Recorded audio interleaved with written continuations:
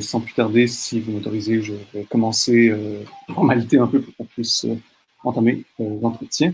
Donc, bonjour ou bonsoir à tous et à toutes. Je suis Renato, responsable des entretiens pour la revue Postscriptum. Je dois rappeler quand même que il y a des personnes qui ne connaîtraient pas ou auraient oublié pour des raisons obscures le mandat de notre revue.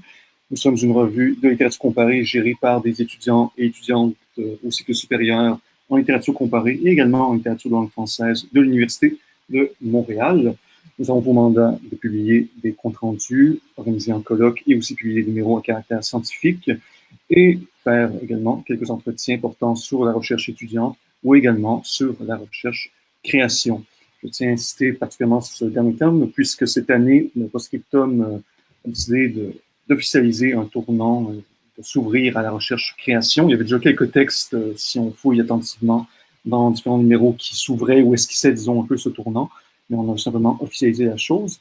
Et pour rendre ça encore plus officiel et solennel, nous avons décidé de consacrer un entretien pour ouvrir une nouvelle série de conversations et discussions avec des auteurs et autrices de littérature québécoise pour le moment. Peut-être qu'on s'ouvrira aussi éventuellement à d'autres littératures. Ce n'est pas exclu. Et sans plus tarder, j'aimerais présenter la personne qui nous fait l'honneur de nous rejoindre aujourd'hui. Je présente donc Fanny Demeule. Simplement rappeler qu'en ce moment, tu termines un doctorat en études littéraires à l'UQAM, tout en étant autrice, nouvelliste et également scénariste. Ton premier roman, Déterrer les eaux, est en cours aussi d'adaptation cinématographique après avoir reçu un accueil critique assez favorable. Et tu as également co-dirigé le collectif Stalkers qui a été publié en 2019 et publié un deuxième roman ayant orienté certains thèmes du présent entretien. J'ai nommé le roman Eau claire naturelle. J'aurai aussi le plaisir de co-animer cet échange avec ma collègue Flora, celle qui est en charge de la révision linguistique dans la revue Postscriptum. Et sans plus tarder, Flora, je te laisserai poser la première question, si tu le veux bien. Oui, merci Renato pour l'introduction. Je suis aussi ravie de retrouver Fanny aux États-Unis, au Canada, de la Louisiane au Québec. Et je vais rentrer dans le vif du sujet. J'ai une première question qui m'est apparue à la lecture donc, de ton dernier roman, Eau claire naturelle, dont un des thèmes phares, je dirais, ou du moins le thème phare est le mensonge. Tu écris, je cite, donc pour celles et ceux qui ont le roman à la page 76, « Si je parle, je m'invente ».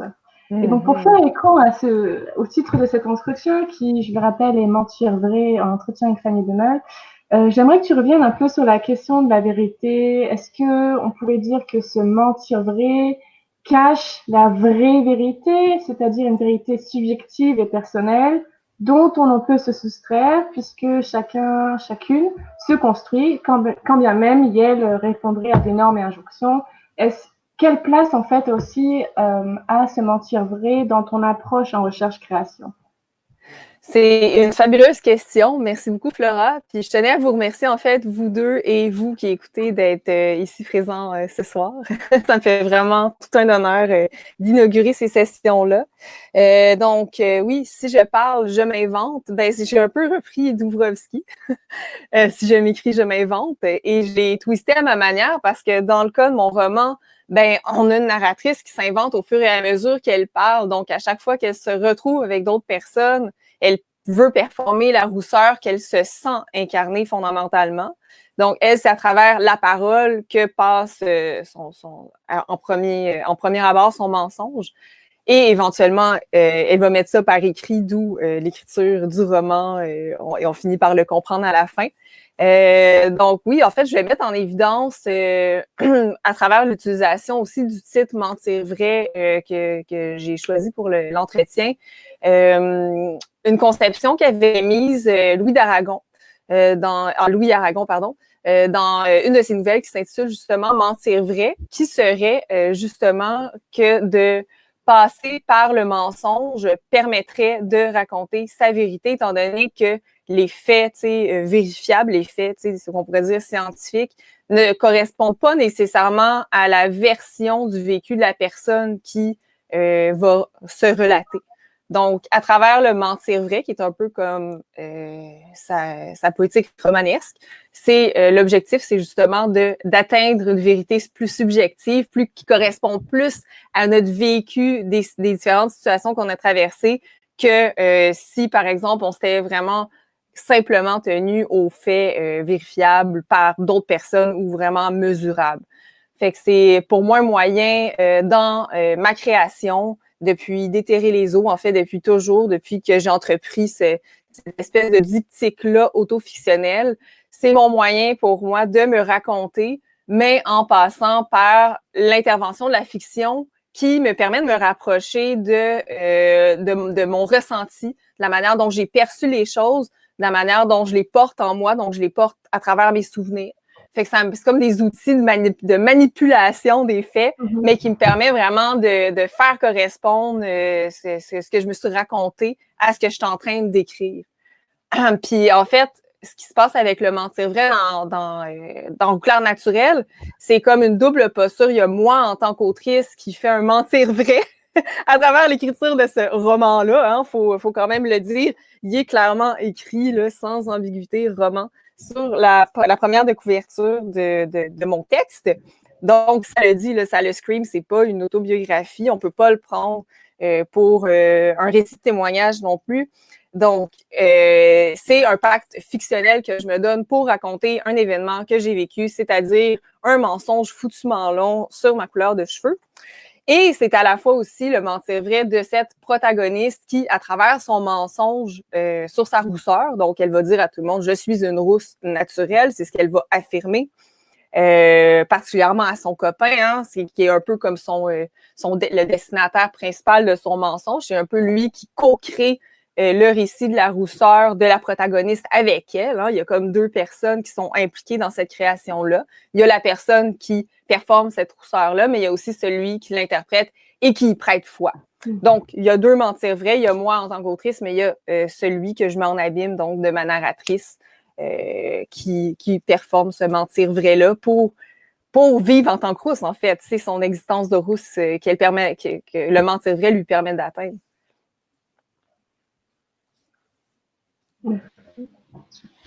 Oui, si je puis y aller avec une question qui fait un peu suite, de façon un peu, tu vas voir, Fanny. Et c'est quand même une longue question, donc je vais essayer bien la réciter quand même, bien te la lire. Puisque, à mon sens, un peu à mes yeux, il y aurait quand même, au sein de ton roman, quand même un enjeu assez majeur quand même quant au modèle corporel auquel la voix narrative essaie de correspondre. En effet, l'attention, disons, constamment réitérée envers une rousseur naturelle et en partie inaccessible trouve souvent des figures féminines qui l'alimentent. Fifi Brindacier, c'est vraiment l'exemple le plus convenu. Ferrigan, sans doute un autre plus surprenant peut-être. Et pour te citer un peu longuement et rendre plus visible la manœuvre que j'essaye de faire, j'ouvre la citation en page 36 pour ceux et celles qui auraient accès au texte rapidement. La rousseur supérieure implique une prestance, un maintien universel, mi-nonchalant, mi-sensuel. Les supérieures savent qu'elles sont exceptionnelles, elles n'ont pas besoin d'en faire plus. Je tente d'imiter l'expression, la posture et le timbre de voix des supérieures. Je ferme la citation. Est-ce qu'on pourrait parler, à ton avis, dans ton roman, d'un enjeu de sérialité en ce que la narratrice travaille littérairement à s'insérer dans une tradition de femme rousse? Puis j'aurais une deuxième question après celle-ci, que je peux soit tout de suite réciter ou soit je peux te laisser un peu développer avec celle-là, selon ce que tu peux faire. Tu peux y aller si j'ai enregistré ta super question. Donc, je vais juste ajouter, seulement, est-ce que cette recherche d'une communauté dont l'un des signes de reconnaissance est un signe éminemment corporel, c'est-à-dire la rousseur, est-ce que ça peut expliquer pourquoi il y a un tel attachement ou acharnement à donner récit à un mensonge qui est aussi, disons, élaboré? C'est, disons, mon deuxième point de question assez, j'espère, complémentaire. Merci. Ben, merci pour cette question parce que c'est effectivement ce que je voulais mettre en tension à travers mon projet. C'est l'espèce de paradoxe de la narratrice qui veut à la fois se distinguer, mais pour se distinguer, elle se fait correspondre, elle carrément consciemment veut correspondre à une certaine esthétique de la rousseur. En fait, comme tu le dis très bien dans la question que tu m'as posée, en fait, il y a comme une espèce d'amalgame de différentes esthétiques de la rousseur. Il y a la rousseur enfantine, fougueuse de Fifi, mais il y a aussi la rousseur sexualisée qui est incarnée par Faye Regan. Fait qu'on a, depuis son enfance jusqu'à l'âge adulte, une narratrice qui veut imiter carrément. Il y a aussi la collègue qu'elle suit carrément à l'école, qu'elle essaie d'absorber. C'est vraiment, en fait, l'image de l'absorption de la rousseur. C'était pour moi vraiment exactement le projet de la narratrice. C'était carrément d'absorber les composantes pour éventuellement en venir à elle aussi s'inscrire dans cette espèce d'armée-là de rousses. Puis pour moi, c'est des filles en série.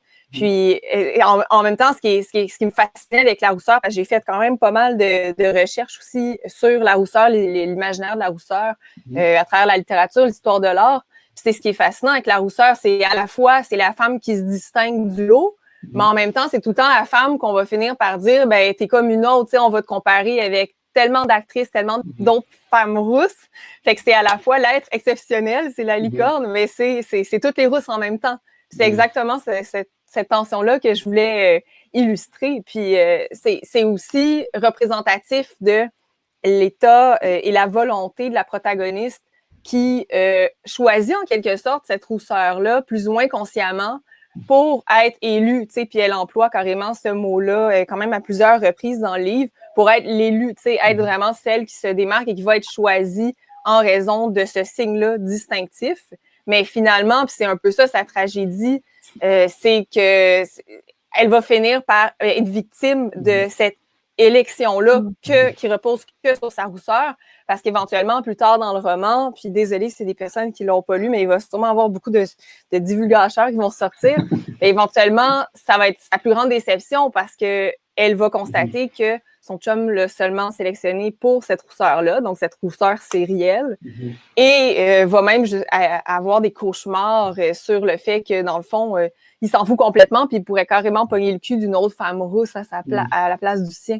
Donc, elle s'inscrit carrément dans une image qui est commodifiée, qu'on pourrait dire, de la rousseur, des rousseurs stéréotypées. Mais en même temps, cette rousseur stéréotypée-là, c'est sa porte d'entrée. C'est celle qui lui permet d'entrer dans l'espèce de secte, si on veut, des rousses. Mais en même temps, c'est ça qui va créer son invisibilisation. C'est ça qui va faire en sorte qu'elle va se fondre dans cette espèce de grande masse-là d'images de rousses. Est-ce que ça répond bien à ta première question? Pour ta deuxième question, je ne suis pas sûre, par exemple, si j'ai bien répondu. C'était plus par rapport, en fait, qu'il y avait peut-être une recherche justement aussi d'une communauté, ou justement d'adhérer quand même à une communauté, puis que cette recherche-là, vous pouvez justifier le fait qu'elle grossisse constamment ce mensonge et se met dans une relation compliquée, disons, avec ce mensonge. C'est ça. Je pense que du fait qu'elle n'est pas une rousse naturelle, elle sent vraiment le besoin de surperformer, si on veut, la rousseur. Fait que c'est pour ça qu'elle produit sur elle des signes ostentatoires que n'ont pas nécessairement tous les roux et les rousses. Par exemple, les taches de rousseur, il y en a qui n'en ont pas, mais elle, c'est comme je le suis pas, fait que je sors l'arsenal au grand complet de tout ce qui peut me faire correspondre, dans le fond, à l'image qu'on se fait d'une personne rousse. Oui, merci beaucoup pour super bien commencé. Puis d'ailleurs, je fais un petit scoop, je me permets de faire un petit scoop. On veut adapter aussi Roux clair naturel au cinéma. Je travaille en fait avec la même scénariste et réalisatrice que pour Déterrer les eaux. Puis on va se permettre d'aller dans un chemin qui n'était pas abordé en fait dans le roman pour illustrer justement cette situation-là. Je veux m'inclure dans la communauté. Ben, tu sais, il y a une scène dans le livre où la narratrice croise un vrai roux qui l'invite à aller dans un rassemblement et elle n'y va pas. Et là, dans le film, elle va y aller avec son copain. Parce que son copain veut la voir aller y participer, tu sais. Ils vont se rendre ensemble, mais là, il va tout avoir un drame parce que la narratrice va voir une autre fille qui s'y présente aussi, mais qui est une fausse rousse comme elle, et il va se faire dénoncer et un peu rejeter. Fait que, tu sais, c'est toute cette dynamique-là de genre, faut que tu sois vrai, sinon il y a l'enjeu de tu ne mérites pas d'être parmi nous qu'on veut illustrer à travers ça. Hâte de voir, par ailleurs. Moi aussi, j'espère que ça va se rendre loin. Il y a tellement d'étapes là, pour les projets cinématographiques. Fait qu'à chaque document scénaristique, il y a un risque que ça passe ou ça casse. Fait que on est de même, mais le processus est tellement le fun que honnêtement, advienne que pourra. Ouais, ça vaut le coup. C'est bien, c'est intéressant parce que tu continues à réinventer et à inventer. Ouais. Et comme s'il n'y avait pas vraiment de fin, en fait, à ce roman en soi. Enfin, je rebondis tout de suite à ton commentaire par rapport à l'adaptation cinématographique de Rockler Naturel, enfin, prochaine, là, mais... Exactement. Les côté... adaptations, ouais, en fait, ils te forcent à penser autrement ton texte. De un, parce que tu rentres en dialogue avec d'autres personnes qui ont peut-être perçu autrement ce que tu as voulu mettre dans ton livre. Puis, deuxièmement, le fait que tu passes d'un médium à l'autre, ça te force à, par exemple, dans le cas de Rouclair naturel ou Déterrer les eaux, qui sont quand même des romans, même s'il y a des scènes d'action visuelles là, qui se passent, il y a quand même beaucoup d'intériorisation des personnages. C'est quand même sur des états psychologiques, des états mentaux. Fait que ça nous pousse à devoir traduire ces états-là intérieurs à travers l'image, puis à repenser autrement, puis à carrément continuer d'inventer, continuer de faire de la fiction. C'est vraiment, c'est quasiment inépuisable pour vrai. Dès que tu as d'autres personnes qui rentrent en ligne de jeu puis que tu veux changer de médium, c'est assuré que tu ouvres des milliers de portes. C'est super, tu me fais une transition parfaite vers ma question. Chouette. C'est génial. Peut-être que ça répond aussi en partie, enfin que ma question va paraître redondante après ce que tu viens de dire. Donc, en reprenant en fait la question de Renato sur enfin son focus sur la rousseur et puis ce que tu viens de dire par rapport aux différents médias et le fait de fictionnaliser, refictionnaliser, inventer, réinventer. Dans ton roman, donc Au clair naturel, les couleurs sont très flagrantes. C'est quelque chose de très prépondérant personnellement. Donc on a la couleur rousse sur la peau blanche, on a l'encre noire sur la feuille blanche, on a une espèce de parallélisme aussi qui fait aussi écho, d'après moi, d'une façon très interprétative et littéraire, au sang et surtout le sang séché. C'est un peu comme si tu avais dessiné une peinture à coups de pinceau et de crayon et qui permet de te délester d'une certaine façon aussi d'un fardeau autofictionnel. Ouais. Et ma question porterait plus sur la recherche esthétique en fait. Est-ce que tu cherches dans tes œuvres, et donc tu as en partie répondu déjà par rapport à l'adaptation cinématographique, dans tes projets de recherche et projets de recherche création que tu as en cours ou que tu as déjà effectués, à dessiner les contours d'un art, disons, multimédia qui dépasserait l'image fixe et stable. Merci d'avoir remarqué ça.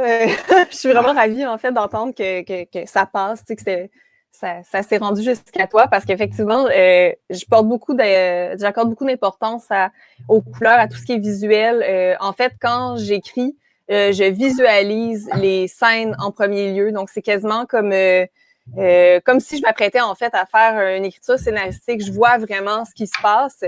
Puis ensuite, je le mets par écrit. Donc, c'est vraiment en me fiant à ce que je visualise que je crée mes œuvres. Je suis incapable d'écrire en pensant pas à comment ça se passe sur le plan de si quelqu'un le voyait ou si quelqu'un était là. Pour moi, c'est vraiment important la matérialité de ce qui est montré, de ce qui est présent avec les personnages.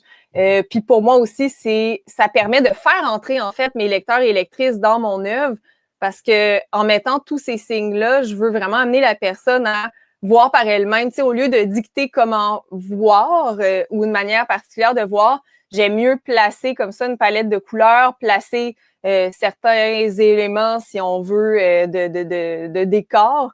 Et après ça, que la personne puisse comme entrer et former son interprétation de ces tableaux-là. J'ai toujours été, en fait, assez fascinée par les arts visuels. En fait, quand j'étais jeune, je me permets une petite mini bio, mais quand j'étais jeune, je pensais vraiment que j'allais être illustratrice ou peintre, en fait. C'était ça comme ma manière de m'exprimer. Je faisais des cours de peinture, je tripais au bout. Là, j'ai mis un peu tout ça de côté pour vraiment me consacrer à l'écriture, mais tu sais, je sens que c'est vraiment par l'image, en fait, que je m'exprime. Puis à partir de ces images-là, j'entre avec les mots. Mais c'est vraiment mon point d'ancrage, je pense, tout ce qui est visuel.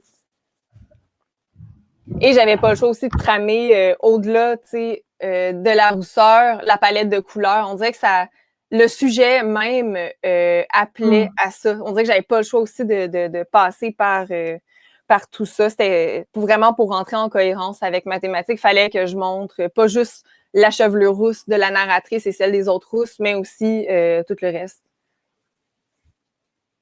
J'ai hâte de voir comment tu vas essayer. Je vais pas couper là, mais juste pour rebondir, j'ai hâte de voir comment tu envisages ça d'une façon cinématographique, puisque là, tu fais appel à l'imaginaire de tes lectrices avec ses couleurs, bon, même si c'est déjà des pierres, hein, mais tu laisses libre cours à l'imaginaire de celles et ceux qui te lisent. Mais quand tu as une image qui est filmée, même si c'est une image qui bouge, qui est en mouvement, tu proposes déjà quelque chose de plus... c'est ça, ça détermine.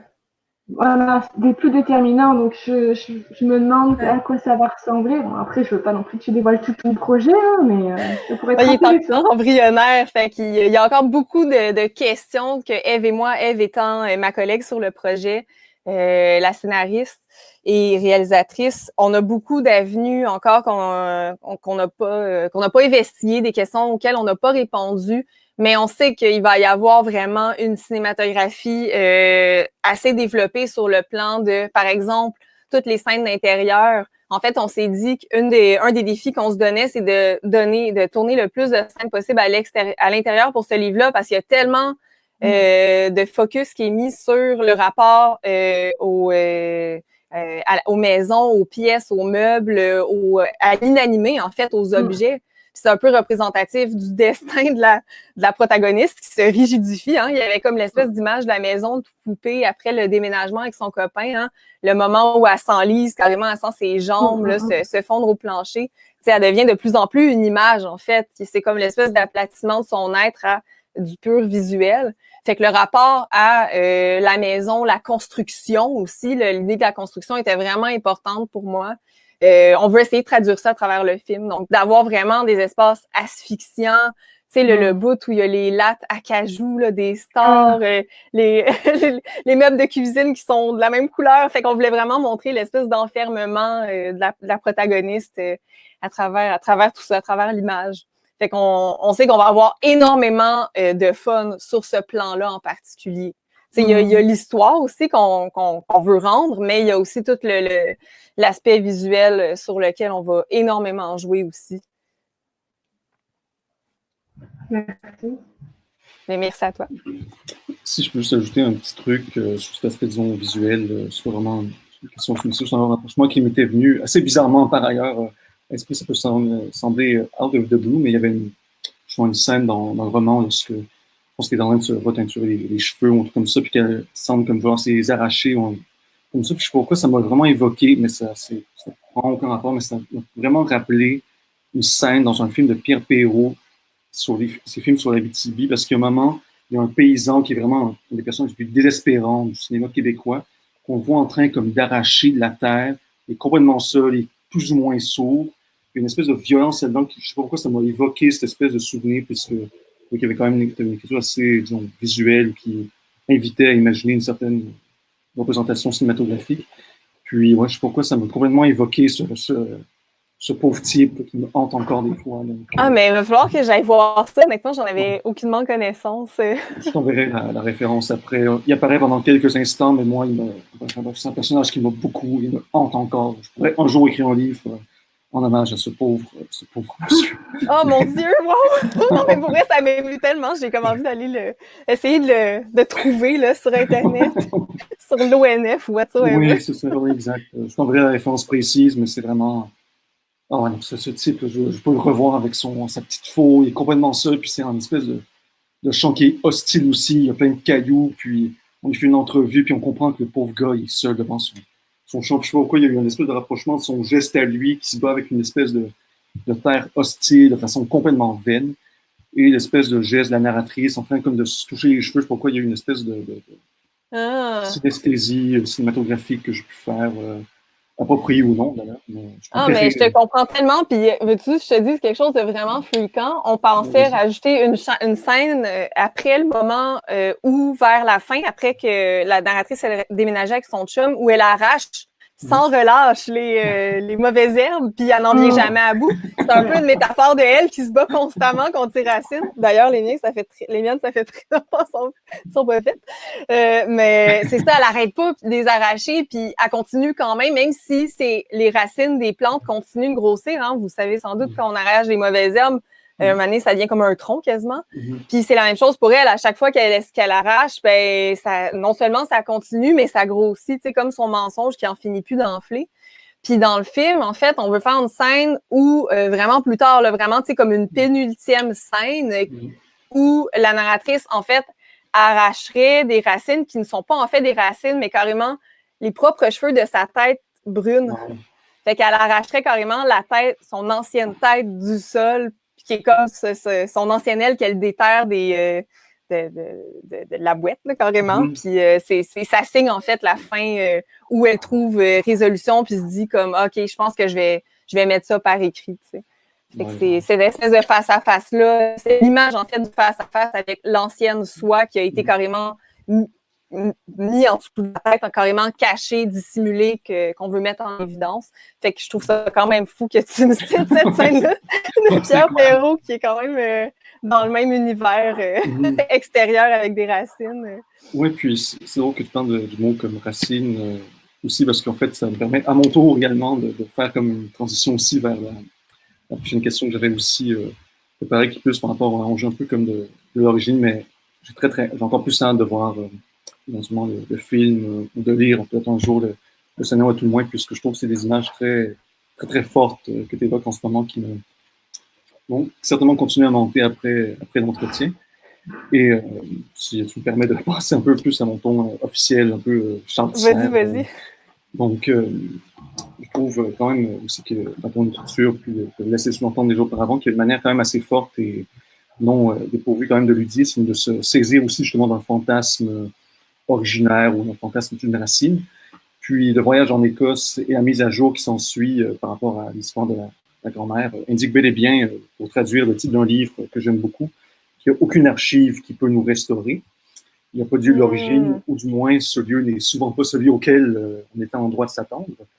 Et la narratrice, ressentant, disons, l'étau de sa construction se défaire, ton écriture me semble explorer quand même cette dissolution à même le corps de l'origine, ou en tout cas de l'origine claire et attendue. Sans trop donc rejouer avec les termes de mentir vrai, est-ce que tu dirais que ton écriture travaille à montrer l'arbitraire dont les origines sont souvent dépendantes ou tributaires? Absolument. Merci beaucoup. Oui, en fait, c'est ce moment-là du voyage en Écosse où il y a comme une espèce de série de mensonges, si on peut dire. Là. Il y a comme un enchâssement de mensonges assez vertigineux. Je l'ai vraiment créé parce que je voulais montrer plusieurs personnages menteurs, en fait, dans mon roman. Je voulais comme pas qu'il y ait juste une narratrice qui ment à tout le monde, puis tu sais, comme c'est elle! Tu sais, je t'ai montré, bon, qu'il y avait d'autres manières de mentir, qu'il y avait d'autres personnages aussi qui le faisaient, puis de manière un peu subtile. La grand-mère, on s'entend, c'est assez ostentatoire, là, tu sais, c'est des gros, tu sais, c'est la légende familiale, carrément. Mais tu sais, le père aussi, il ment par omission, tu sais, quand il décide de pas dire à sa femme les mauvais coups que sa fille fait à la garderie. Il y a le chum qui se ment à lui-même parce qu'il veut juste refuser de voir les racines de sa blonde ou les indices qui s'accumulent sous ses yeux. Fait qu'il y a la grand-mère. La grand-mère, c'était vraiment exactement comme tu dis, c'était pour montrer, mettre en évidence, en fait, l'origine, la recherche d'une origine qui, finalement, quand on arrive à destination, on se rend compte que c'est carrément une autre narration. Fait que, tu sais, il n'y a pas vraiment comme de socle où on peut se rendre, tu sais, il n'y a pas de destination finale. Puis ça donne que finalement, cette destination-là, finale, c'est une auberge qui n'existe pas et dont le nom est Fiction Lodge, qui veut dire fiction en gaélique. C'est carrément, pour moi, c'était vraiment mettre une métaphore carrément d'action, que la recherche des origines, ben tu vas la faire longtemps, s'il vous plaît, parce qu'il n'y en aura pas. Tu vas arriver devant un autre. Puis c'est un peu le parallèle que je voulais faire avec la narratrice qui, ben on le comprend en fait depuis le début de sa narration. Elle se gave littéralement de l'image des autres personnes qui viennent au-dessus de son berceau. Ensuite, elle va se gaver des rousses qu'elle voit défiler devant ses yeux, dans le réel comme à l'écran. Puis finalement, tu sais, c'est un ramassage de peau, c'est un ramassage d'images qui viennent à elle puis qu'elle finit par phagocyter pour se constituer un semblant de noyau. Mais au final, tu sais, c'est un noyau qui est hybride. Tu sais, c'est plein de choses qu'elle a ingérées et qu'elle a assimilées au fil de sa vie qui l'a rendue comme elle est. Fait que c'est un peu, tu sais, une remise en question. Mais c'est quoi, dans le fond, tu sais, l'authenticité? Ça vient d'où? Est-ce que mon désir d'être rousse, vient de moi ou c'est parce que j'ai fini par vraiment être plongée, être immergée constamment par ce flot-là continu d'images? Fait que c'est ça. Je voulais comme mettre quelque chose d'un peu vertigineux dans la petite porte que s'en trouvait, que dans le fond, on peut pas vraiment se rendre jusqu'au cœur, on peut pas se rendre vraiment jusqu'au noyau, ou si on s'y rend, ben on se rend compte que c'est une espèce de grosse courte pointe qu'on peut pas mettre comme le doigt sur une chose en particulier. Oui, puis que ça fait juste relancer ensuite la machine fictionnelle aussi. Exactement, voilà. Ça fait aussi la transition, c'est parfait, dis donc, c'est fluide là. Par rapport à la recherche d'origine, en fait, en lisant Rouclair Naturel, j'ai cru voir aussi des liens entre les romans, donc ça c'est un anglicisme, pardon, ça détruit toute origine d'un premier roman et puis d'un deuxième roman, puisque il y a des liens, il y a des échos, je trouve, entre Rouclair Naturel et Déterrer les os, donc qui est ton premier roman, notamment le bruxisme nocturne, les doigts qui s'enfoncent dans la gorge, donc qui font bien sûr, qui rappellent l'acte de se faire vomir, le détournement des conversations avec la psychanalyste par un focus sur l'anorexie au lieu du problème de cette obsession pour la rousseur. Et au-delà du lien qu'on peut faire en fait entre tes deux romans, j'ai l'impression qu'il y a une envie de dire qui passe par l'écriture, donc que tu as déjà évoqué tantôt en disant que tu as besoin, que la façon dont tu t'exprimes c'était par l'écriture, mais auparavant quelque chose que tu as laissé de côté, donc qui était plus par l'idée de dessiner. J'ai l'impression qu'il y a un bruit doux, une douceur aussi bruyante à la fois, un petit paradoxe entre ça et je me demande en fait, est-ce que les mots, d'une façon très métaphorique, est-ce que les mots bruissent à tes oreilles? Est-ce que ces mots, c'est une rengaine qui t'obsède ou c'est plus un refuge aussi pour toi? Est-ce que c'est ton intérieur qui bruise de mots, qui cherche à pouvoir s'exprimer avec d'où ces liens entre tes romans et ce bruxisme que j'ai trouvé dans Rouclair Naturel? Mais c'est tellement bien exprimé comme parallèle, mais oui, j'ai l'impression que les mots sont à la fois ce qui m'ont enfermé, tu sais, les mots que j'ai pas voulu dire ou les mots que j'ai dit d'une certaine manière qui diffèrent de la vérité, si on veut. Et c'est à la fois ma porte de sortie, fait que c'est pour ça que je les emprunte parce que c'est carrément des problèmes que j'ai eus avec l'expression personnelle à travers les mots qui m'ont affectée. Pour Déterrer les eaux et pour Rouclair Naturel. Fait que c'est vraiment par cette porte-là, en fait, que je devais passer parce que sinon, j'allais manquer la confrontation qu'il fallait que j'occasionne. Mais en même temps, en passant par cette porte-là, je passe quand même par la porte de la mise en fiction. Tu sais, j'ai quand même décidé d'écrire des romans. J'ai pas décidé de livrer le témoignage de mon mensonge de 5 ans sur ma rousseur, tu sais. Fait que c'est vraiment à travers la mise en fiction qui me permet en fait de tolérer ce passage-là à travers les mots que je n'ai pas voulu dire, que je n'ai pas voulu avouer. Parce que c'est un peu ça en fait ma recherche quand j'écris chacun de mes projets. Enfin, jusqu'à maintenant, là, je me donne pas ça comme mandat de vie, disons, d'autrice. Mais à date, c'est que je cherche vraiment les zones que je voulais pas avouer. J'essaie de les traquer. Puis à chaque fois, je me sens inconfortable face à elles. Je me dis, il y a quelque chose à les déplier là-dedans.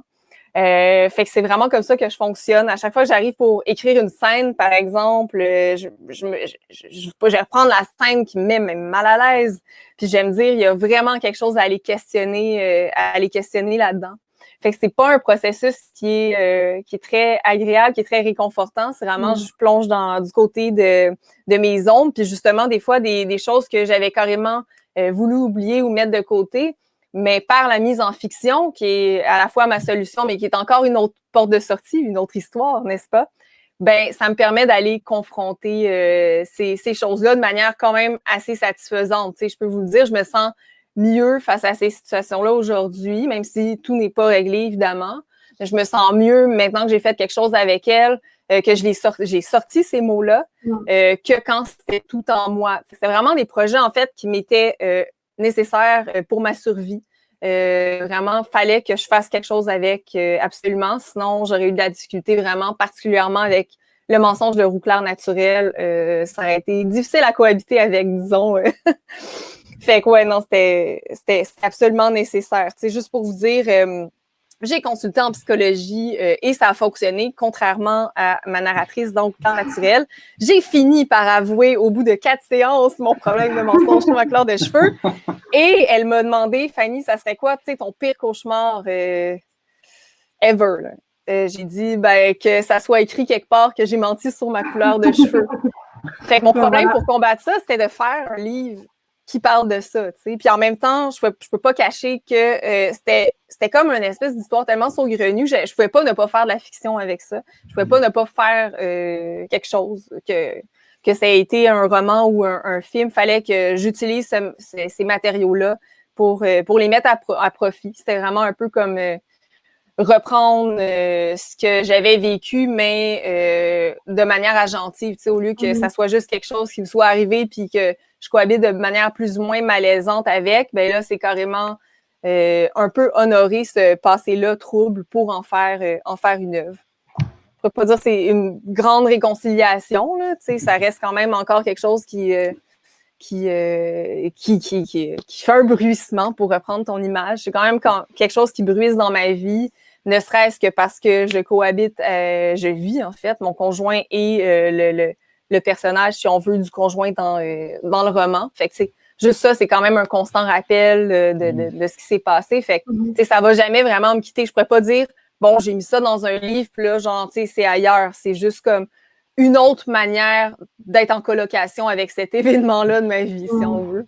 Puis si je peux poursuivre un peu avec le lien que tu as évoqué entre Déterrer les eaux et Roux clair naturel, en fait, contrairement à ce qu'on pourrait croire, c'est pas vraiment une suite, mais c'est plutôt comme l'espèce de face cachée ou un complément de ce qui n'était pas dit dans Déterrer les eaux, parce qu'on finit par comprendre à la toute fin du diptyque, donc à la fin de Roux clair naturel, que ce qu'elle a mis dans Déterrer les eaux, c'est quand même des choses qu'elle a été capable d'avouer avant de pouvoir passer au vrai aveu qui était le mensonge sur la couleur de cheveux.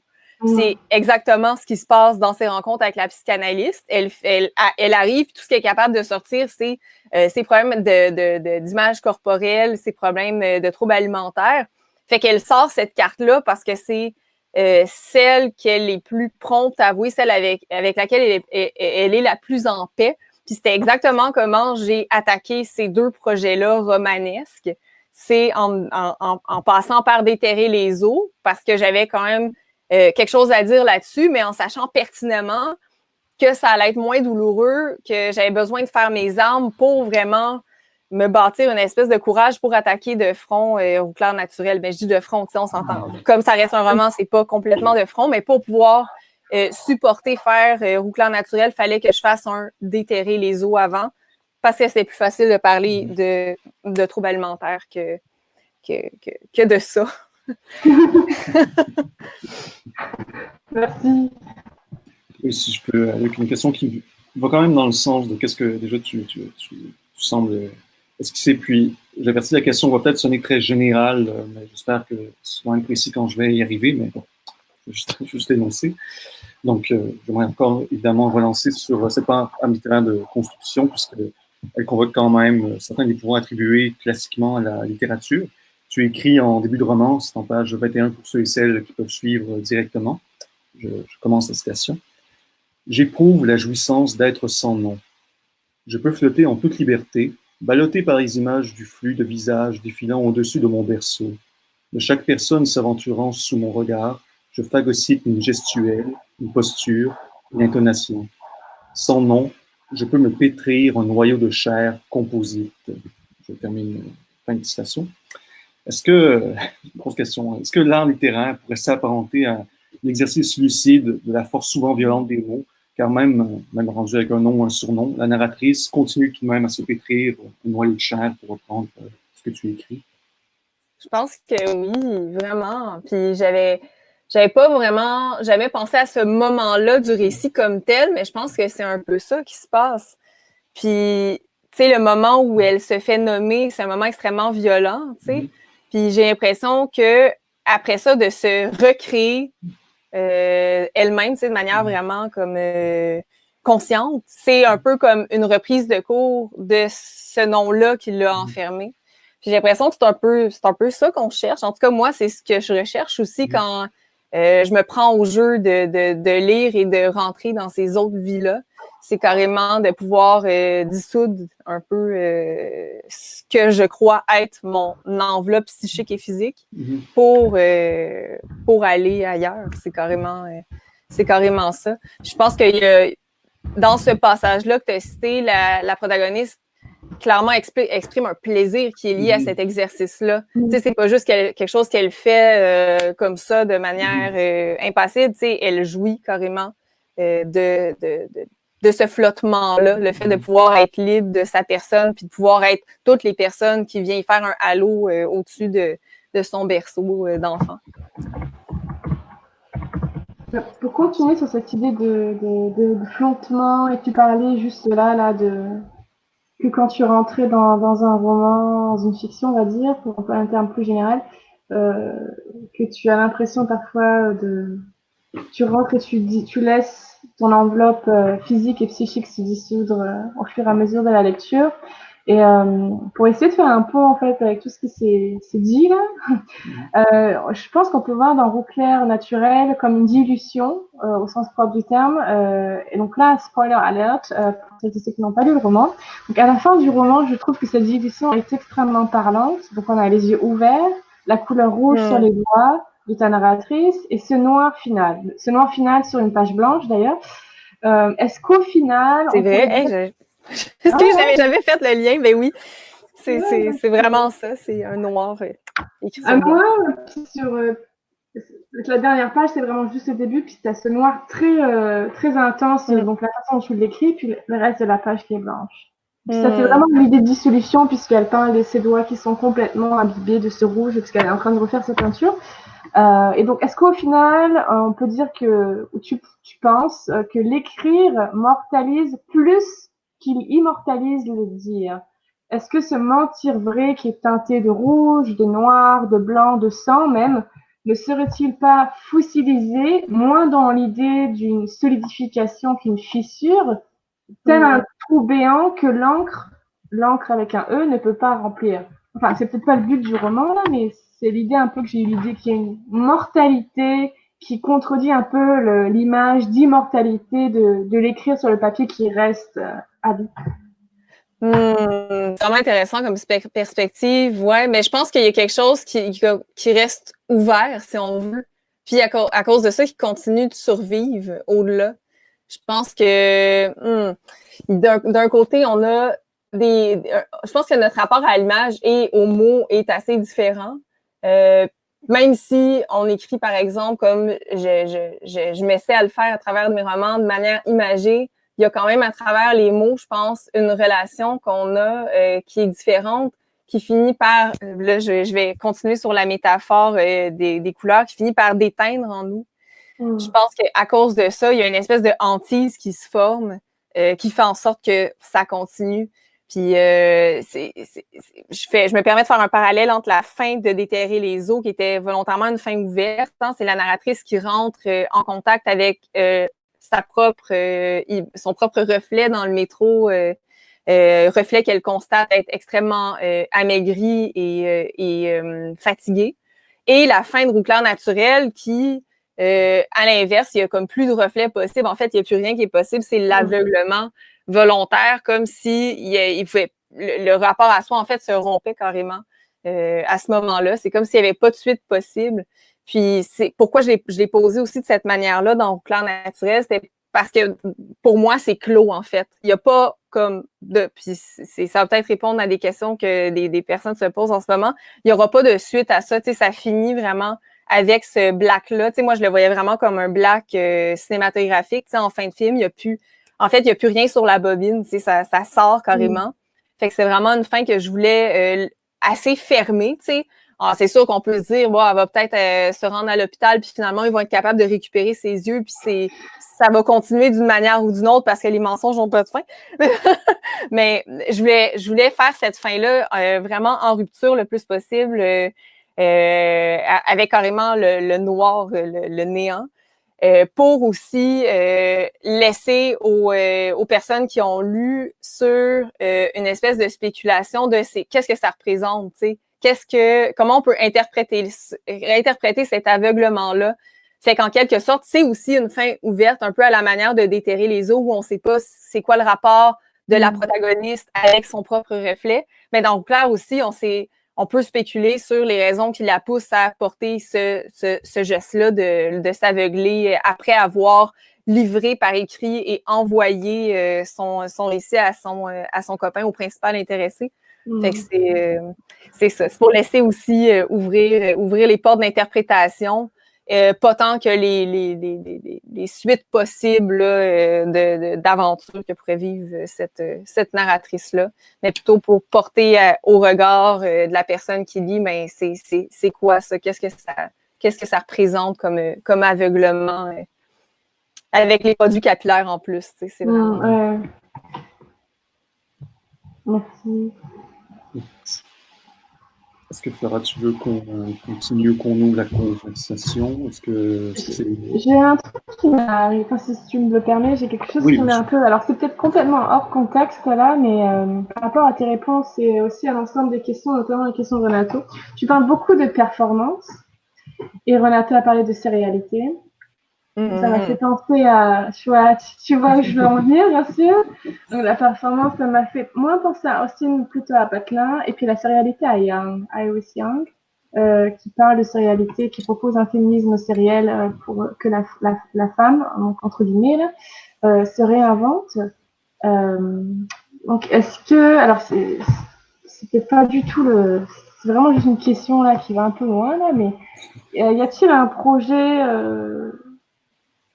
sinon féministe, au moins d'essayer de dénoncer ou d'assumer des stéréotypes liés au corps féminin? Je pense que c'est dans mes démarches, en fait, de montrer cette espèce de réappropriation-là des stéréotypes. Puis, tu sais, c'est sûr que dans le cas de ma narratrice, c'est des stéréotypes qu'elle récupère de manière consciente. Tu sais, elle se l'avoue elle-même, elle en fait part à travers son récit.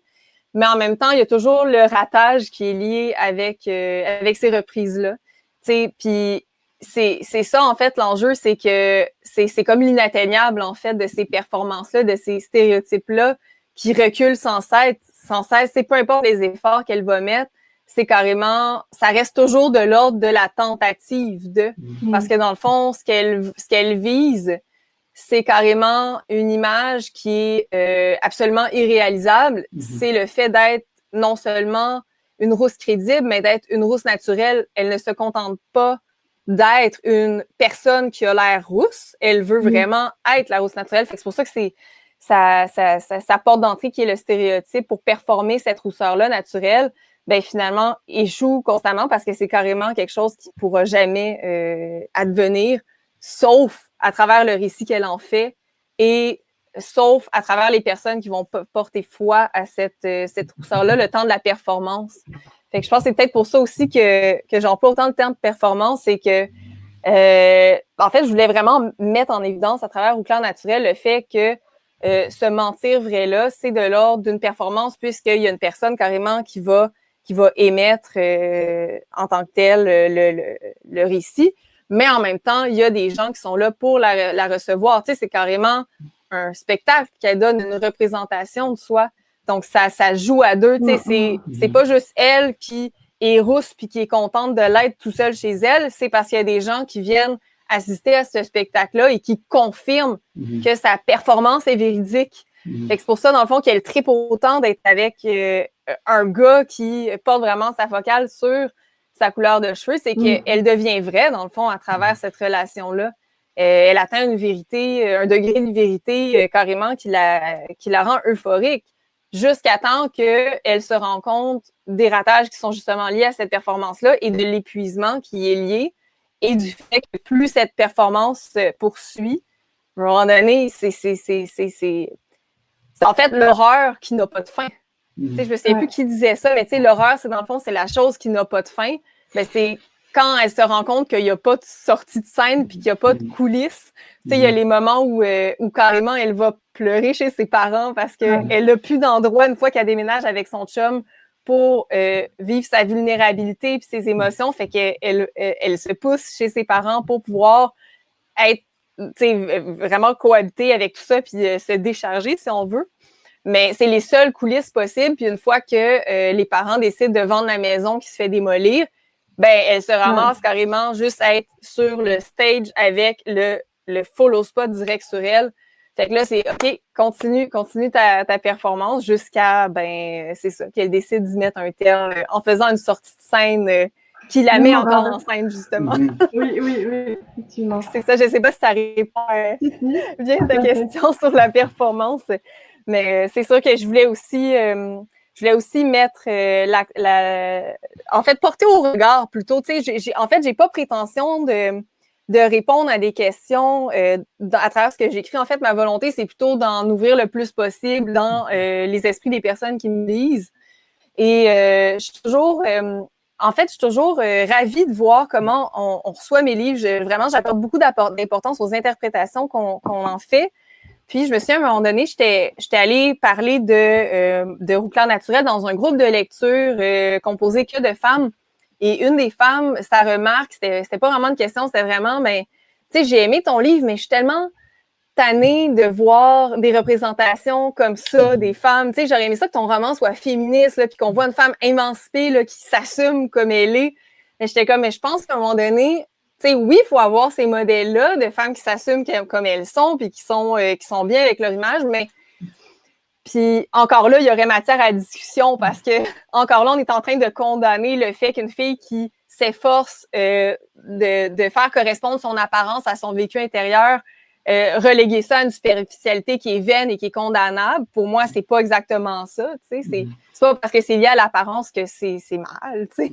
Fait qu'il y a ça qu'on pourrait discuter, mais il y a aussi le fait que si je décide de pas écrire ce livre-là parce que je le juge pas assez féministe, parce qu'il y a pas une femme émancipée et autonome et tout, ben c'est un peu dire il y a plus de problème. Tu sais, c'est un peu dire comme tout va bien. C'est à force de juste vouloir mettre des personnages féminins agentifs, etc., ben, à un moment donné, faut mettre le doigt sur le bobo, tu sais.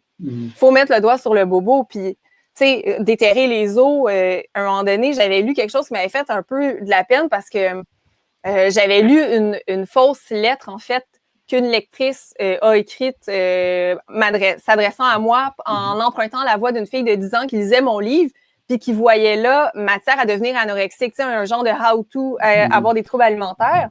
Là, j'étais comme, ben, à un moment donné, oui, c'est sûr que la personne qui lit mon livre va peut-être repartir avec des idées un peu malsaines, mais en même temps, si j'écris pas les choses de la manière la plus dénudée possible, ben c'est un peu masquer ce qui se passe vraiment dans la vie, tu sais. Je veux dire, Roux clair naturel, je veux dire, ça arrive encore aujourd'hui, en 2019, des histoires d'apparence puis de mensonges sur l'apparence. Tu sais, ça m'est arrivé à moi, fait qu'à un moment donné, je peux pas dire ça arrive pas. Tu sais, je suis comme la preuve vivante que ça arrive encore. Fait que de pas écrire là-dessus, c'est un peu faire comme si c'était pas là. Fait que, tu sais, que ce soit pour les troubles alimentaires, que pour les problèmes liés à l'apparence, en fait, tous les troubles mentaux, je pense qu'il faut à un moment donné y aller puis essayer d'y aller de manière frontale sans se dire nécessairement « Ah, ben là, tu sais, ça se peut que la personne qui lit ça voit ça comme une recipe for disaster », mais tu sais, je pense qu'à un moment donné, il faut se permettre d'y aller puis pas se gêner pour le faire. C'est sûr qu'à un moment donné, il y a ces questions-là qui se posent en cours de route. Tu sais, je vous cacherai pas qu'à un moment donné, je me les ai posées, surtout pour déterrer les eaux, parce que carrément, je savais, étant donné de la manière dont le roman est vendu, comment il a été présenté dans les médias, qu'il y allait potentiellement des filles anorexiques ou souffrant de troubles alimentaires, qui allaient lire, ça allait peut-être shaker un peu à l'intérieur, mais à un moment donné, il faut pas... faut le faire. En fait, c'est aussi rendre service dans l'ensemble, sur le long terme, je pense, de montrer ça, que c'est... En fait, de courir le risque, tu sais, que oui, effectivement, il y a peut-être des cohabitations un peu malsaines qui vont se passer avec certains lecteurs et lectrices, mais en fin de compte, je pense qu'il faut ouvrir ces boîtes-là qui sont désagréables, tu sais. Merci pour cette longue réponse qui fait plaisir. peut-être répond à plein d'autres questions. Je te laisse reprendre la parole, Renato. Oh non, je veux juste ajouter que je suis tout à fait en accord aussi, juste pour dire, pour pas qu'en effet, les représentations littéraires ou autres ne vont pas être propres en soi non plus, puis que justement, cette espèce d'enjeu, en mon sens, comme d'éviter des enjeux qui pourraient contaminer, entre guillemets, disons, le lectorat, un truc comme ça, pour moi, c'est pas...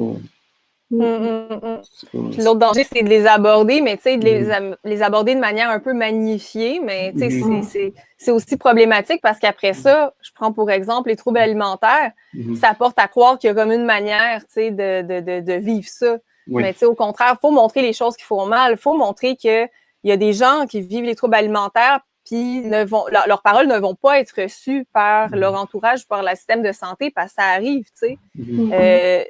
Mais en fait, mon vécu des troubles alimentaires s'est mieux passé sur le plan des communications que celle de ma narratrice, mais j'ai voulu démontrer justement quand ça va pas bien, parce que je sais qu'il y en a plein out there pour qui ça va pas bien, puis qui sont pas pris en charge. Puis je sais que ça fait mal de lire ça, tu sais. Il y a des gens qui ont fermé mon livre et ont fait « Ah! Voyons, genre, c'est donc violent, faut être écouté de même, puis comme, ben, la vie est violente de même, tu sais, c'est sûr que... Oui, en effet. En effet. Est-ce que tu veux qu'on ouvre la discussion à la discussion? Oui, certainement. Je pense qu'on peut ouvrir aux personnes qui restent, qui sont encore parmi nous, puis juste mentionner à ces personnes si elles ont des questions, commentaires ou autres, que juste pour s'assurer que ce soit pas comme tout le monde qui gueule en même temps dans le micro, il y a quand même une petite main à gauche en bas de l'écran où est-ce que avec laquelle vous pouvez symboliquement lever votre main et vous pourrez alors parler, on pourra passer à... Il y aura un ordre qui se fera. Donc, s'il y a des questions ou des commentaires de la part de quelques personnes qui restent encore avec nous, on vous écoute. Merci à vous d'ailleurs. J'en profite pour vous remercier pour vos super questions. Merci à toi. Super aussi. Nous avons un candidat. Oui, qui veut parler. Vas-y, Eric, on te laisse la parole. Ouais. Est-ce que vous m'entendez? Oui. Oui. Non, en fait, plein de questions qui me sont venues pendant l'entretien. Alors, je vais essayer de lancer ça, peut-être une première là. C'était intéressant cette fin là parce que c'est à la fin à la fois le fait que ce soit le manuscrit à lui fasse lire Déterrer les eaux et ensuite que ce soit le roman et ensuite que tu coupes un peu la possibilité, comme tu as dit, d'une continuation. Donc j'ai trouvé que c'était vraiment bien dans l'esprit du roman là de volonté de contrôle absolu en fait et donc je me demandais justement dans cet état d'esprit, parce qu'on a vraiment l'impression que la boucle est bouclée, quelque part, genre tout est pris en charge depuis le premier roman au deuxième roman. Dans la suite de ta carrière, à quel point est-ce que tu envisages un espèce de dialogue permanent avec ta propre œuvre et aussi, même quand tu viens finalement nous en parler, j'ai l'impression que ça continue encore. Donc, voilà, je ne sais pas si ça te parle.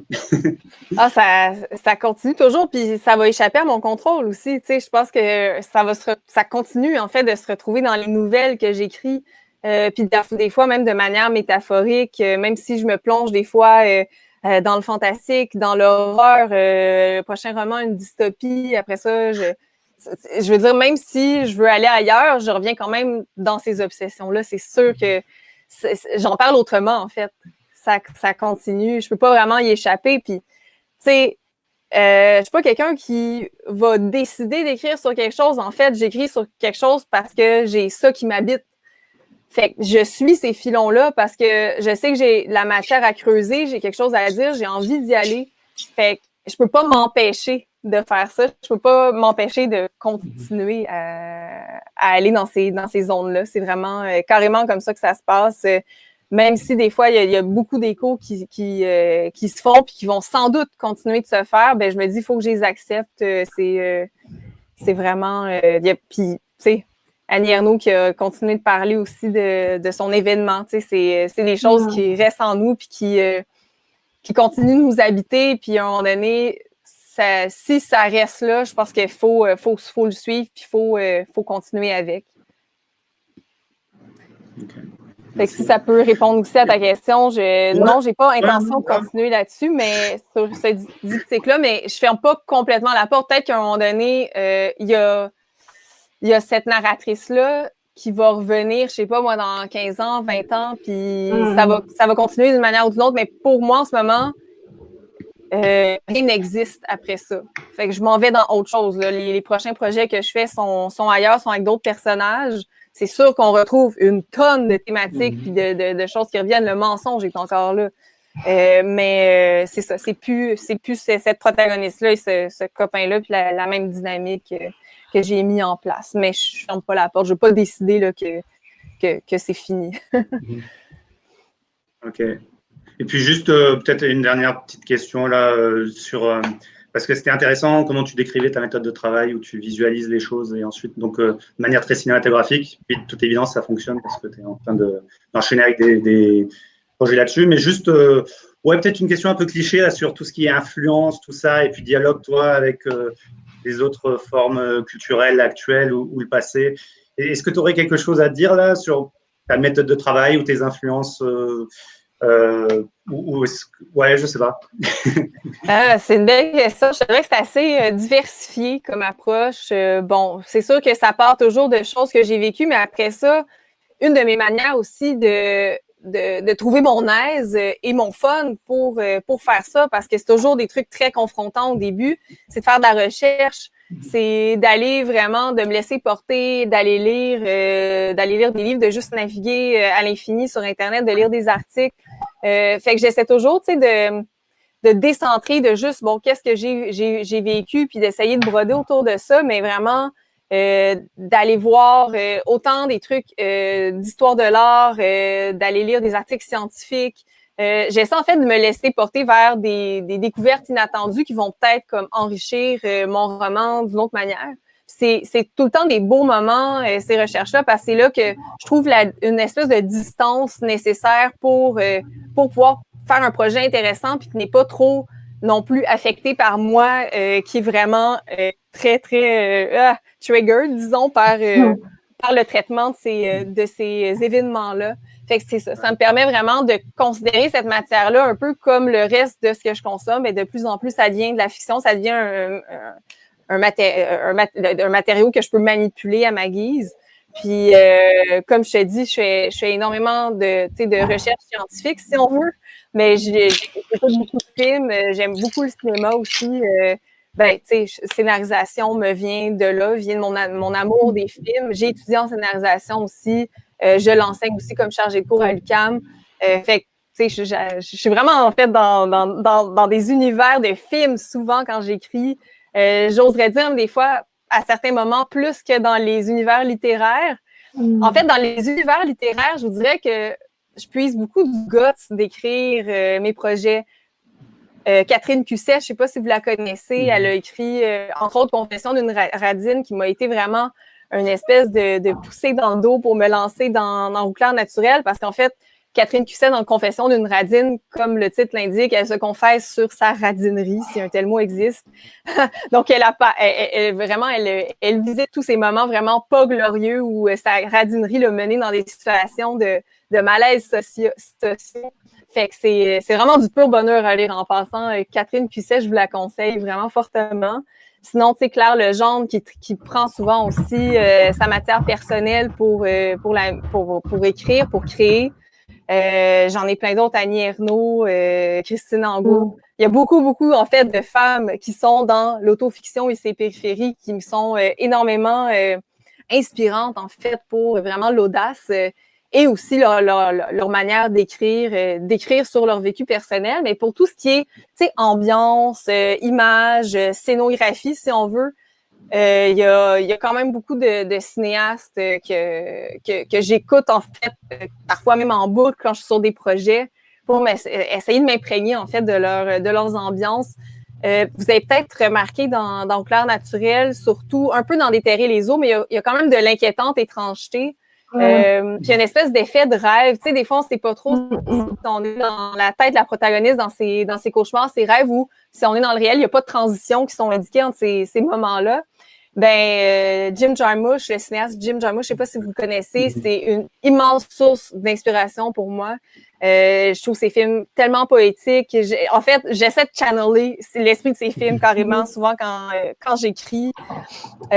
Sinon, pour Roux clair naturel, je peux citer clairement Chantal Akerman pour la cinématographie de la fille qui s'enferme dans sa maison puis qui vit un peu sur repeat chacune des journées. En fait, Jeanne Dillman, 23 rue du Commerce, 1080 Bruxelles, c'est vraiment fortement dans mon imaginaire de Roux clair naturel. Sinon, j'écoute beaucoup de musique, je fais des playlists Spotify quand j'écris. Ça m'aide aussi à plonger dans les ambiances que je veux créer. Par exemple, Déterrer les eaux, j'étais vraiment beaucoup sur Fever Ray. Elle venait de faire paraître son premier album en 2009. Puis en passant, Déterrer les eaux, c'est comme écrit entre genre 2009 et 2015. Là. Il y a comme eu plusieurs phases de réécriture du projet de mémoire de maîtrise en recherche-création jusqu'à la publication. Il y a eu des interventions par Claire Legendre, qui était ma directrice, puis ensuite Éric Simard, qui était mon éditeur. Mais durant tout ce temps-là, j'étais vraiment dans les univers musicaux de The Knife, Fever Ray. Puis vraiment, là, tu sais, je pouvais écrire ça, je pouvais écouter ça, mais ad nauseam pour vraiment mettre une espèce d'esprit spécifique que je recherchais, que je voulais traduire à travers les mots. Fait que c'est ça, c'est une espèce de joyeux amalgame de plein de choses que je consomme quand je fais mes projets. Bon, merci beaucoup. Hein. Ça fait plaisir. Très multimédia, en fait.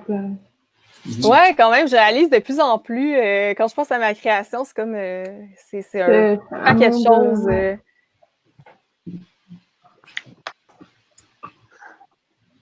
Ouais, ça laisse rêveur un peu. Ça donne juste envie d'aller écrire, de t'entendre parler d'écriture comme ça. Ça donne juste envie de se lancer un peu, j'avoue.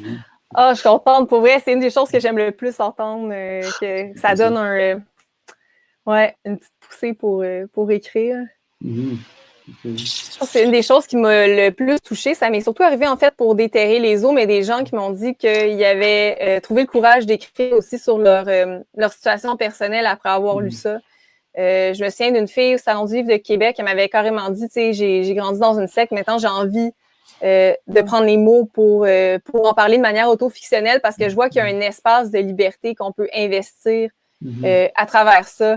Je suis genre, oui, c'est ça qu'il faut, là, c'est comme s'aimer, comme...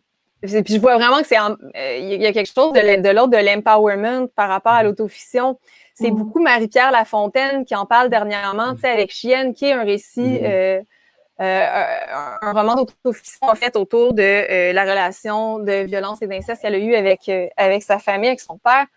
Puis elle en parlait à un moment donné à côté de moi au SLM, puis c'est ça qu'elle disait, en fait, tu sais, c'est carrément reprendre ce qu'on a vécu, faire quelque chose avec, il y a quelque chose de super agentif parce qu'on n'est plus limité à ce qu'on a vécu. On peut carrément tordre le cou au réel et faire ce qu'on en veut. Fait que, elle voyait vraiment ça comme une prise de pouvoir et de liberté sur sa vie. Puis dans son cas en particulier, c'est une réponse violente, un coup de poing qu'elle fournit à ce passé-là désastreux. C'était super inspirant d'entendre parler là-dessus. Là. J'en avais les frissons. Là. C'était beau. Là. Ouais, puis c'est sûr qu'il reste toujours une peur liée, même quand c'est l'autofiction. Je veux dire, tu sais, tu vas écrire, OK, confidence sur Saint-Kilda, la nouvelle que j'écris, une nouvelle d'horreur qui se passe en Écosse, dans le recueil de nouvelles Monstres et fantômes. Deux filles, deux sœurs, en fait, qui se promènent sur une île abandonnée en Écosse, une île qui existe réellement.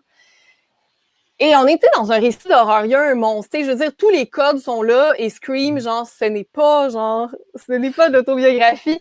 Et tout le monde de mon entourage qui l'ont lu ont fait le lien entre moi et ma sœur. Puis ils étaient comme, ben là, voyons, c'est bien trash ce que tu fais à ta sœur, tu la maltraites dans le bain. Je suis comme, wow! Fait que, tu sais, on peut pas y échapper, peu importe le pacte que tu décides d'adopter. On va faire le lien avec ta vie. Fait que souvent, ce que je dis aux personnes qui me disent comme ouais, mais j'aimerais ça parler de telle affaire, mais j'ai peur que même si j'en écrit roman dessus ou si je dis que c'est de la fiction, on me revienne quand même en me mettant au pied du mur puis en me disant, mais voyons donc, pourquoi t'as fait ça? Fait je sais, tu sais, une amie qui voulait parler d'un sujet particulièrement délicat par rapport à son couple, puis était comme terrorisée à l'idée de faire ça. Puis, tu sais, je la comprends, là, moi aussi, j'étais terrorisée, là, au plan naturel, surtout, là, dans la veille du lancement, je peux-tu vous dire que j'étais pas down, là, j'étais vraiment comme... Parce que, ben, mon chum le savait, là, pour le mensonge, mais, tu sais, c'est une chose de savoir, mais c'est une chose de lire là-dessus, puis... C'est ça. Puis les gens dans ton entourage se sentent mis en scène un peu, / utilisés. Fait que, tu sais, c'est aussi tout ça à gérer. Il faut vraiment comme expliquer, tu sais, le nombre de discussions que j'ai eues sur le pacte fictionnel. Puis malgré tout, tu sais, il reste quand même la réception des personnes de nos textes. Puis il faut assumer ce qu'on a fait. Il faut assumer aussi le fait qu'il y a certaines personnes qui vont être blessées en lisant ça. Puis c'est ça. Faut vivre avec. Puis il faut faire preuve d'empathie, faut pas. C'est souvent ça que je conseille, par exemple, à mon ami, tu sais, qui avait peur de gérer une situation de crise par rapport à ses écrits. Oui, il y a une discussion à faire sur le pacte fictionnel, mais il faut pas mettre de côté les émotions puis la réception que la personne te livre. Tu peux pas dire comme, mais non, t'as pas le droit de lire ça de même, puis t'as pas le droit de vivre ça, de vivre cette tristesse-là, puis cette blessure-là par rapport à ce que tu as lu. On peut pas leur retirer ça. Tu sais, ça existe. À la minute où ils ont ressenti la tristesse en lisant ton livre parce qu'ils sont reconnus puis ils se sont sentis comme malmenés, mais il faut pas nier ça. Fait que, tu sais, d'une part, il y a un petit travail de discussion, puis si on veut une éducation sur notre projet littéraire, mais en même temps, faut absolument pas mettre de côté le vécu des personnes. C'est comme, ça serait assez violent, en fait, de faire ça. Donc, je déconseille.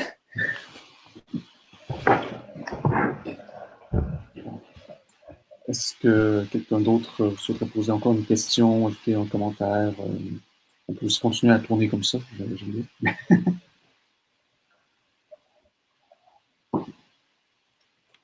Tout va bien donc. Ça fait combien de temps par ailleurs que, juste excusez le détail technique, ça fait combien de temps qu'on est en enregistrement? Margot, si jamais tu peux juste m'indiquer si on est correct dans les temps.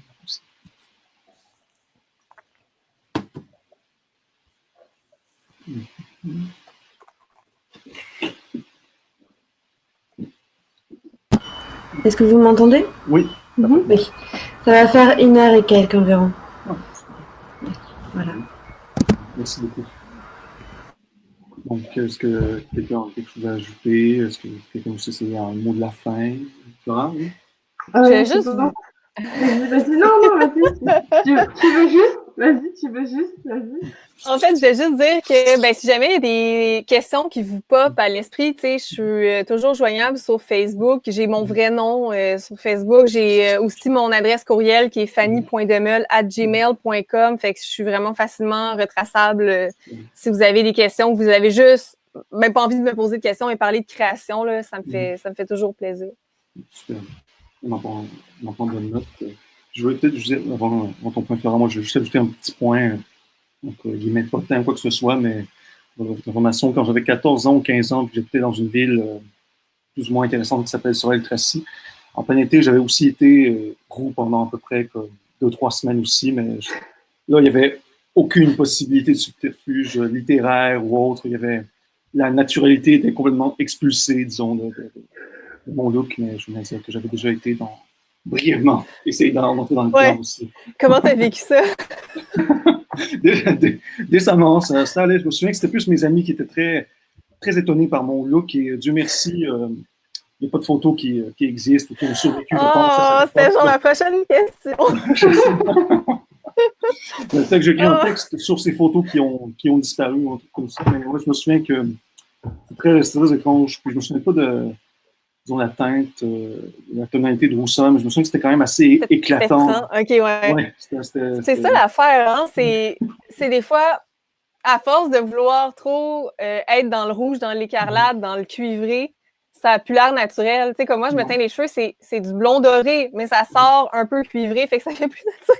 Fait qu'on dirait que des fois, quand on vise trop dans le mille, ça écarte toute possibilité de lecture réelle. Tu sais, c'est vraiment juste comme ça c'est écrit, là. C'est overdone un peu. Exactement, c'est ça que j'ai appris dans mes premières années de rousseur. Mais j'ai fini par comprendre qu'il y avait une alchimie spéciale avec les cheveux qui faisait en sorte que tu atteignais la rousseur sans jamais te teindre roux. C'était vraiment... Puis ben, pour l'anecdote, puisqu'on est rentré dans les teintures, tu sais, tantôt je parlais de l'espace que j'essayais de prendre pour écrire, pour parler de ces choses-là. Ben, une des choses que j'ai décidé de faire pour Claire Naturelle, c'est de me teindre les cheveux en brun, évidemment, pour pouvoir prendre du recul puis être une non-rousse.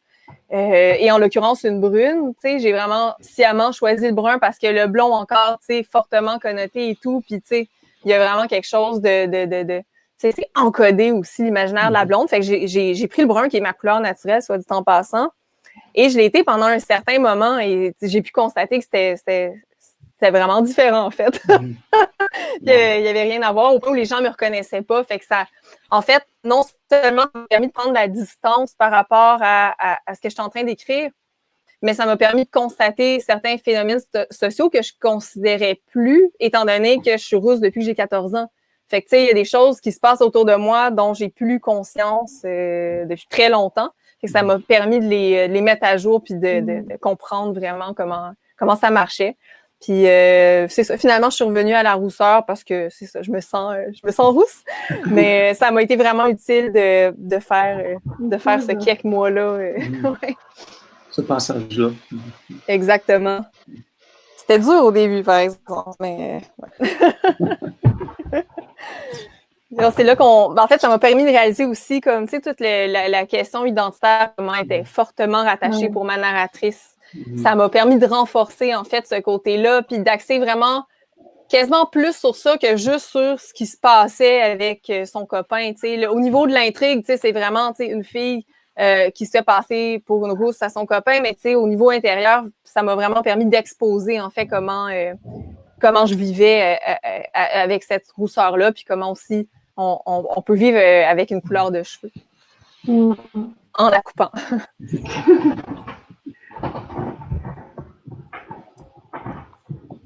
En fait, c'est bon de mon côté.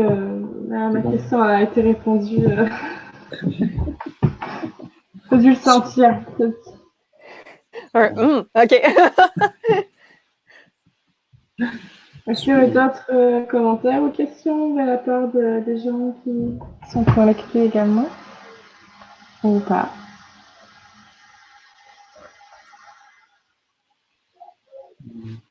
Je crois pas. Non, je pense que ça devrait avoir consensus. Vos questions étaient tellement pertinentes. J'ai vraiment eu le sentiment de pouvoir aller comme non seulement répondre à ce que vous me demandiez, mais comme vous faisiez écho aussi, puis ça m'a permis vraiment d'explorer, de faire des liens avec d'autres choses. C'était vraiment le fun comme discussion. Bref. Mais tout plaisir est pour nous, si je peux me permettre de parler pour nous deux. Oh oui, vas-y. C'est vraiment une belle discussion, une belle rencontre discursive et de conversation. Ça a amené vraiment, je pense, plus loin que ce qu'on espérait. Tout à fait, oui. Oui, puis si je peux juste ajouter, je pense que ça inaugure très, très bien aussi cette suite d'entretien, de discussion qu'on vient tout juste de commencer, d'entamer pour me répéter avec le même verbe. Mais vraiment, je suis très, très, très content de la qualité de l'entretien, puis aussi la qualité de tes réponses, Fanny. Sincèrement, merci. C'est vraiment super le fun de discuter avec toi. Pour vrai, c'est parmi les plus beaux cadeaux d'autrice de pouvoir avoir des lectures comme ça de son œuvre. Honnêtement, vous avez, dans vos close reading, tu sais, des fois, en allant jusque vraiment dans les compositions visuelles, c'est en fait intéressant parce que c'est des choses, des fois, que je mets en place puis dont j'ai pas connaissance de cette manière-là. Donc, ça me permet d'éclairer, en fait, je vois vraiment ça comme une espèce de sculpture ou un prisme. T'sais, moi, je le vois d'un certain angle quand je le mets comme ça sur la table, mais après ça, ce que les autres personnes en disent, ça permet vraiment de révéler toutes les autres facettes que j'avais pas. J'ai aussi ce sentiment-là quand je travaille avec Eve sur les films. Ça permet vraiment en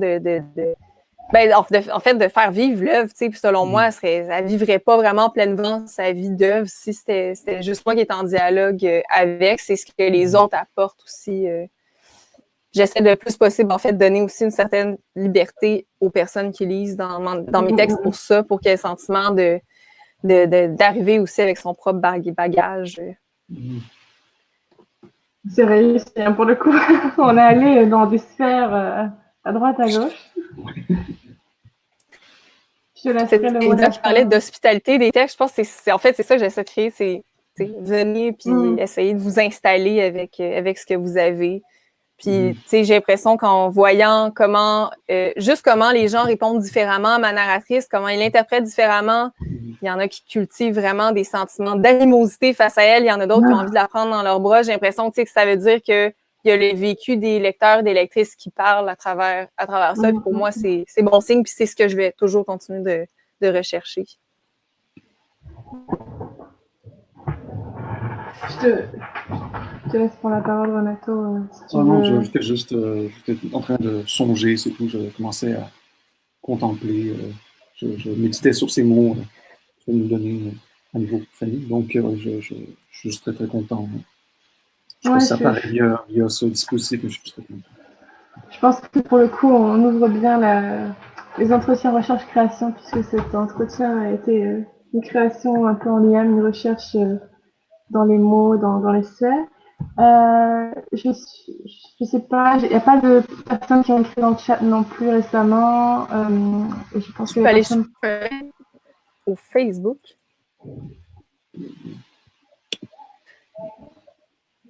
J'ai hâte de voir vos prochains entretiens.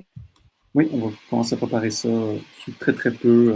On va faire d'autres annonces par la suite. C'est intéressant que le fait que j'ai été roux à 14 ou 15 ans. Donc... C'est l'anecdote en fait qui va se retrouver sur le site. Hein. Comme ça, si je voulais le garder dessus, c'est mort. Voilà. Oui, ben voilà, écoute, on donne des secrets comme ça, on peut partager. Donc, oui, Fanny, tu es encore là? Oui, est-ce qu'on a perdu Fanny, je trouve maintenant. J'ai l'impression qu'on l'a perdu, oui. Donc, c'est un peu comme... Ouais, comme fin. Ah, oh non, donc la retraite. C'est très intéressant.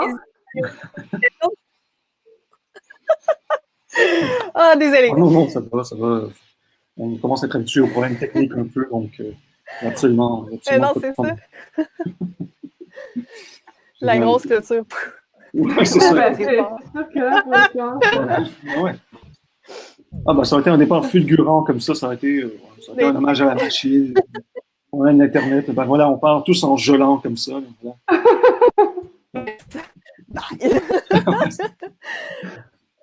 super. J'espère qu'il ne fait pas trop chaud par chez vous. Oui, considérablement, mais donc, je devrais survivre avec le ventilateur que je vais me permettre de réactiver une fois que l'entretien sera terminé, puisque son bruit va pas. Voilà, ça va accompagner en train de fond. Ça a été 2 heures d'aération. Mais j'avais justement une question avant de quitter de manière impromptue. À quel rythme vous pensez faire des entretiens environ?